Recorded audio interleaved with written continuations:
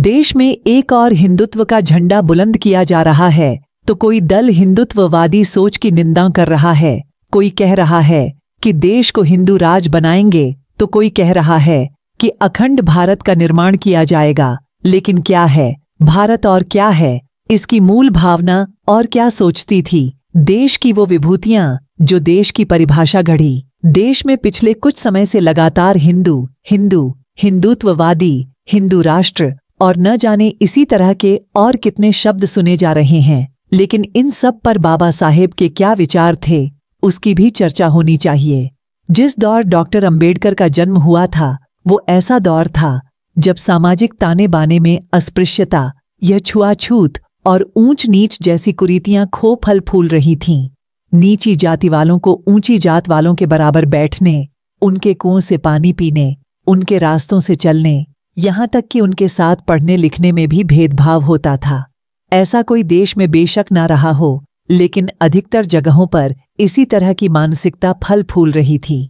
अपने बालपन में डॉक्टर भीमराव अंबेडकर ने अपने आसपास ये सब होते हुए देखा। उनके मन पर इसकी गहरी पीड़ा भी थी। इसी वजह से उन्होंने सब में आग जगाने की कोशिश भी की। उन्होंने जीवन भर इसी बात पर जोर दिया कि समाज में ऊंच नीच या भेदभाव का अंत होना चाहिए। उन्होंने अपने जिन नज़रों से भारत को देखा उसमें एक तरह की समावेशी दृष्टि नजर आती है जिसमें जाति अधर्म या कोई भेद मायने नहीं रखता।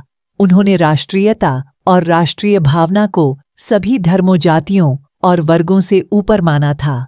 उस दौर में उन्होंने बॉम्बे असेंबली में दिए अपने एक वक्तव्य में कहा था कि मैं नहीं मानता कि देश में किसी भी संस्कृति के लिए कोई खास जगह होनी चाहिए, चाहे फिर वो हिंदू संस्कृति हो या फिर मुस्लिम या फिर कर्नाटक की या फिर गुजरात। हम सब का पूरा मकसद इस भावना को मजबूत करना है कि हम सब की एक भारतीयता है और इसी एक भारतीयता को तान कतवार बनाना है। मुझे वो पसंद नहीं है जैसा कि कुछ लोग कहते हैं पहले हम भारतीय हैं फिर हिंदू और फिर मुसलमान। मैं चाहता हूँ कि देश के सभी लोगों को पहले और आखिरी भारतीय ही होना चाहिए। डॉक्टर अंबेडकर ने राष्ट्रवादी विचारधारा को दो ही तलवार के समान बताया था। अंबेडकर के लिए राष्ट्रवाद दरअसल लक्ष्य हासिल करने का साधन नहीं था।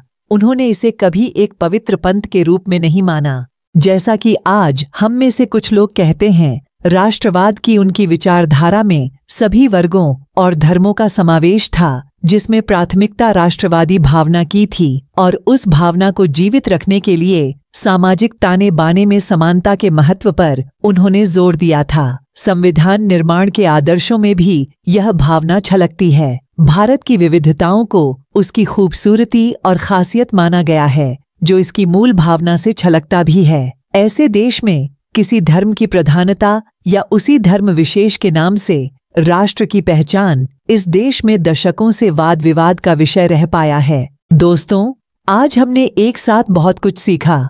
हमने इतिहास के पन्नों को पलटकर देखा, समाज की जटिलताओं को समझा और बदलाव के लिए आवाज उठाने का संकल्प लिया।